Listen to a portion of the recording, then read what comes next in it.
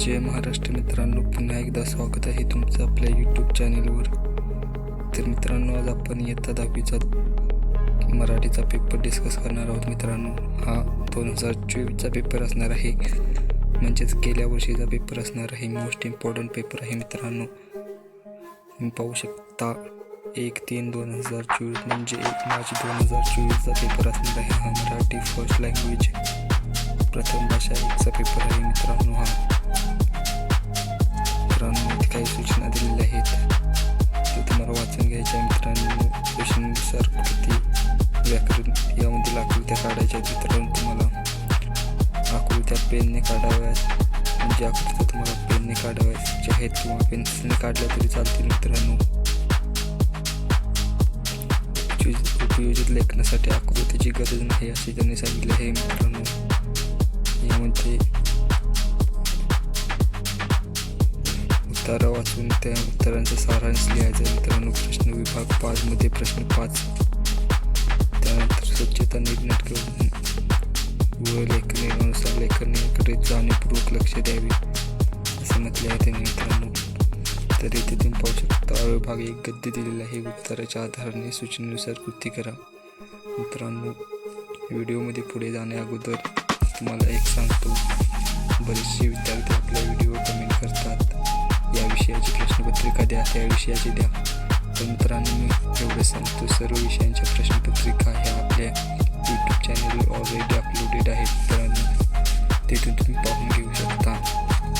त्याचप्रमाणे मित्रांनो, जर तुम्ही चॅनलवर नवीन आला असाल तर चॅनलला सबस्क्राईब करा, व्हिडिओला लाईक करा आणि एक छानशी कमेंट करा मित्रांनो.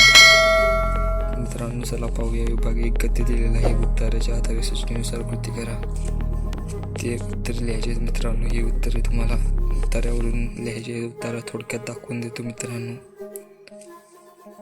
तुम्हाला जर या व्हिडिओच्या PDF ची गरज लागली मित्रांनो, या प्रश्नपत्रिकेची, तर कमेंटमध्ये PDF अशी कमेंट करा मित्रांनो.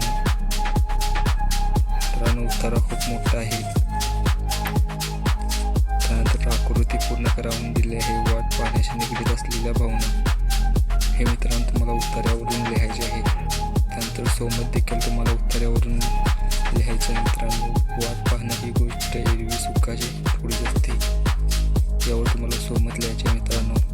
त्यानंतर दुसरा उत्तर दिलेलं आहे. उत्तराच्या आधारे खालील कृती करा. कृती दिली आहे मित्रांनो. हे तुम्हाला उत्तराच्या आधारे सोडवायचे आहे मित्रांनो. हा उत्तर आहे मित्रांनो. या उत्तराच्या आधारावर तुम्हाला वरची कृती सोडवायची आहे. मित्रांनो, इथे दुसरी दिलेली आहे कोणते लिहा म्हणून. कोणते तुम्हाला उत्तरातून हुडकून लिहायचं आहे मित्रांनो. सोमत देखील दिलेलं आहे 3 मार्कासाठी. हे सोमत देखील तुम्हाला उत्तराच्या आधारे दिलेले आहे मित्रांनो. यामध्ये 2 उत्तरं दिलेली आहेत तुम्हाला पठ्ठीत, म्हणजेच तुमच्या पाठ्यपुस्तकामधील 2 उत्तरं दिलेली आहे आणि ते अल्पठित गद्य दिलेले आहे मित्रांनो. त्यानंतर मित्रांनो, इथे तुम्हाला पाठ्यपुस्तकाबाहेरील गद्य दिलेले आहे, म्हणजे उत्तरं दिलेले आहे मित्रांनो. पाहू शकता हा उत्तर दिलेलं आहे आणि वरती कृती आहे मित्रांनो. अप्रतिबंध आहे जो 100 बसल्या मिळणाऱ्या गोष्टी तुम्हाला आहे मित्रांनो. या उत्तराच्या आधारे उत्तरा बघून घ्या मित्रांनो. थोडक्यात तुम्हाला PDF पाहिजे असेल तर PDF अशी कमेंट करा मित्रांनो. जर गरज वाटत असेल तर नंतर लिहा. दुसरी कृती कधी ते लिहा. कधी ते लिहायचं आहे मित्रांनो तुम्हाला. आई कावरी वावरी कधी होते ते लिहायचं आहे. आई थकणार नाही कधी ते लिहायचं आहे मित्रांनो. त्यानंतर पद्य दिलेलं आहे. विभाग 2 पद्य म्हणजे मित्रांनो कविता. यामध्ये तुम्हाला दिलेलं आहे कवितेच्या आधारे सूचनेनुसार कृती करा म्हणून त्यांनी चौकट दिलेली आहे. तर चौकटी पूर्ण करायची आहे. ही कविता दिलेली आहे मित्रांनो. ही कविता कोणती आहे कमेंटमध्ये कळवा मित्रांनो. कविता तुम्हाला माहितीच आहे, बघून घ्या मित्रांनो. त्यानंतर मित्रांनो इथे दिलेलं आहे आकृतीबंध पूर्ण करा. डॉक्टर बाबासाहेब आंबेडकरांनी केलेले कार्य कोणकोणते आहेत ते कवितेवरून ही आकृती पूर्ण करायची मित्रांनो. कवितेवरचे प्रश्न आहे ते यांचा या ओळींचा अर्थ लिहायचा मित्रांनो. तुम्हाला शाळेत शिकवलं असेल अर्थ. त्यानंतर काव्य सौंदर्य लिहायचं आहे मित्रांनो. या ओळींचं म्हणजे पूर्ण कवितेचं लिहायचं आहे. या 4 ओळी दिल्या जातात, पण पूर्ण कवितेचं लिहिणं तुम्हाला आवश्यक आहे मित्रांनो. त्यानंतर मित्रांनो दिलेलं आहे. खाली त्यांच्या आधारे खाली कोणते कृती सोडवा. मित्रांनो हे बघा काय आहे ते तुम्हाला सोडवायचं आहे. त्यानंतर काव्यविंतीचे रस ग्रहण करायचं आहे मित्रांनो, म्हणजे संपूर्ण कवितेचं रस ग्रहण करायचं आहे मित्रांनो तुम्हाला. त्यानंतर स्थूल वाचन दिलेलं आहे विभाग 3. यामध्ये 3 कृती दिलेल्या आहेत, कोणत्याही 2 सोडवायचे आहेत मित्रांनो. 3 मार्कासाठी 1 असणार आहे, एकूण 6 मार्क दिलेले आहेत मित्रांनो. पाहून घ्या आणि सोडा मित्रांनो. यासाठी पॅराग्राफ दिलेलं नसतं, तुम्हाला स्वतः पाठ करून याची उत्तरं लिहिणे आवश्यक आहे मित्रांनो. त्यानंतर विभाग 4 भाषा अभ्यास दिलेला आहे. भाषा अभ्यास म्हणजे थोडक्यात व्याकरण मित्रांनो. इथे समास दिलेले आहेत, जोड्या जुळवायच्या आहेत समासाच्या.